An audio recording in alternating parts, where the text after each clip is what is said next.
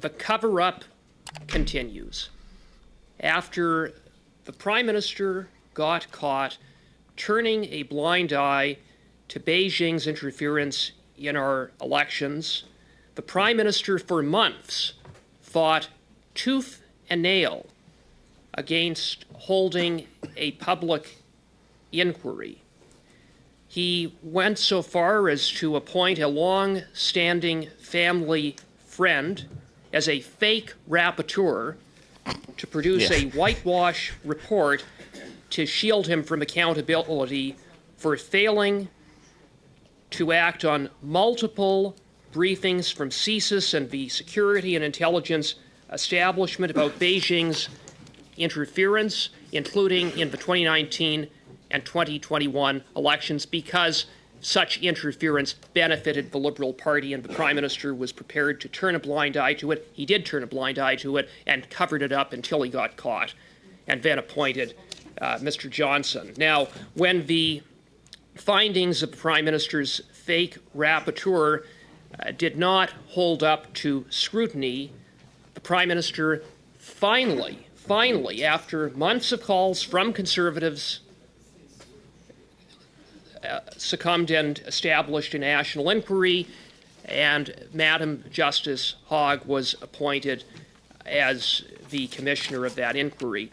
And at the time of the appointment of Madam Justice Hogg, Minister LeBlanc reassured that the government would cooperate with the inquiry. Minister LeBlanc was quoted as saying, quote, "Justice Hogg will have full access to all relevant cabinet documents as well as all other information she deems relevant for the purposes of her inquiry," end of quote. Well, Mr. Chair, that has turned out not to be true. Minister LeBlanc said that the government would fully cooperate, that it would turn over all relevant documents to Madam Justice Hogg, but we now find out that that hasn't happened.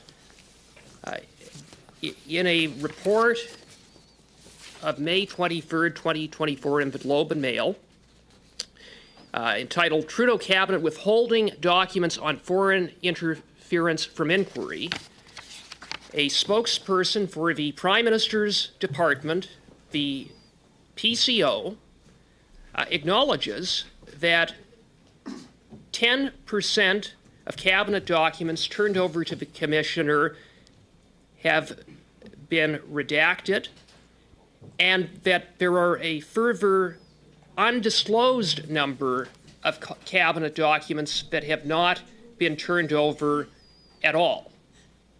And it is evident that these are documents that Madam Justice Hogg has requested, and it's evident based upon the footnote in her first report, in which there is mention of ongoing discussions about documents that Madam Justice Hogg has requested that the Prime Minister's Department has not turned over.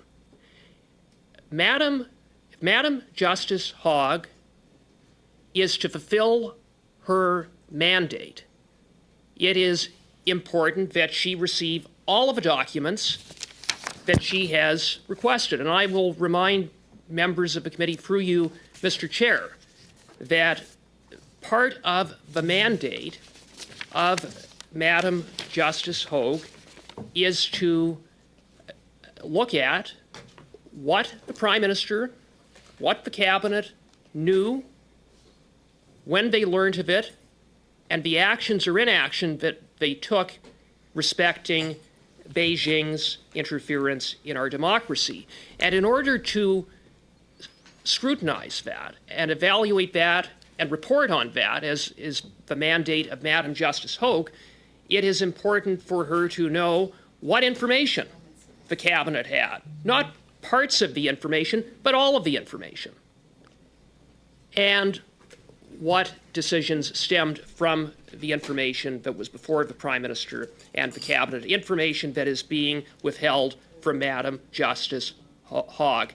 In short, contrary to what has turned out to be the false reassurance of Minister LeBlanc that the government would cooperate with the Commission, what we have is a continuation of the cover-up, of withholding now documents to obstruct the work of Commissioner Hogg. This is completely unacceptable, and it is why we have brought forward the 1064 letter and have put forward this motion to get to the bottom of this obstruction. It is imperative that we hear from Minister LeBlanc and we hear from the Prime Minister's department, and we hear from the representative from the inquiry itself, because it is important that the obstruction end and that all documents relevant and that are requested by Madam Justice Hogue